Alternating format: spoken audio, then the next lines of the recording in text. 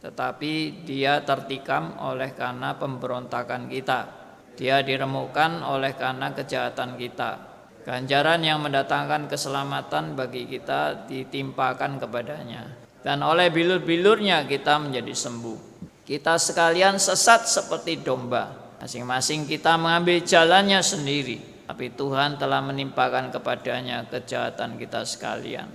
Kalimat yang sering kali dipakai untuk doa kesembuhan adalah ayat 5 yang terakhir. Oleh bilur-bilurnya kita menjadi sembuh. Nah ini sebetulnya enggak benar. 1 Petrus 2 ayat 24 dan 25. Ia sendiri telah memikul dosa kita di dalam tubuhnya di kayu salib, supaya kita yang telah mati terhadap dosa hidup untuk kebenaran. Oleh bilur-bilurnya kamu telah sembuh. Sebab dahulu kamu sesat seperti domba, tetapi sekarang kamu telah kembali kepada gembala dan pemelihara jiwamu. Kalau dibaca dengan lengkap, kita baru tahu tujuan daripada kata-kata oleh bilur-bilurnya kamu telah sembuh.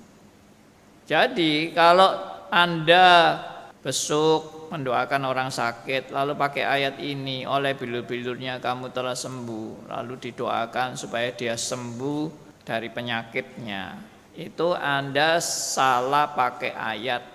Ini ayat sama sekali tidak berkaitan dengan kesembuhan jasmani, tapi ini adalah kesembuhan rohani. Gambaran daripada kesembuhan rohani ini sebetulnya gambaran dari kesembuhan jasmani yang menunjuk kepada kesembuhan rohani. Oke ya, saya ulangi.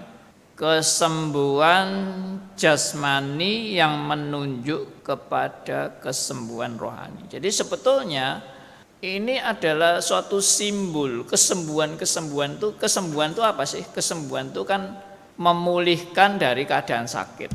Sakit itu keadaan yang tidak normal. Tubuh dalam keadaan tidak normal lalu dinormalkan. Tubuh yang sedang dirusak oleh penyakit disembuhkan rusaknya, diperbaiki rusaknya. Itu gambaran apa? Gambaran kita ini manusia yang sudah jatuh dalam dosa, disembuhkan dari dosa-dosa kita. Kita ini yang sebetulnya sudah rusak, kita dibetulkan. Itulah gambaran daripada kesembuhan, gambaran rohani. Dan Alkitab itu banyak memberikan kepada saudara dan saya gambaran-gambaran rohani itu.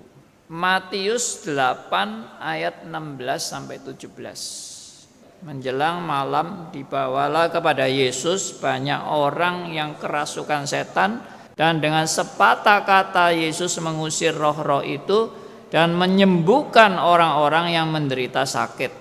Hal itu terjadi supaya genaplah firman yang disampaikan oleh Nabi Yesaya. Dialah yang memikul kelemahan kita dan menanggung penyakit kita.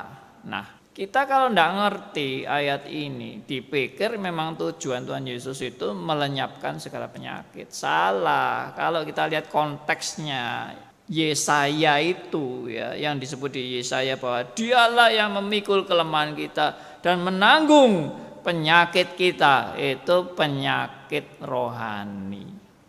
Yesaya sedang bicara soal bangsa Israel yang sakit. Tapi Tuhan Yesus sedang menyembuhkan orang sakit yang secara fisik.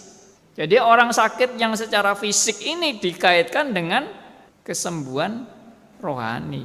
Nah, jadi Alkitab itu sudah jelas sebetulnya. Arahnya itu jelas.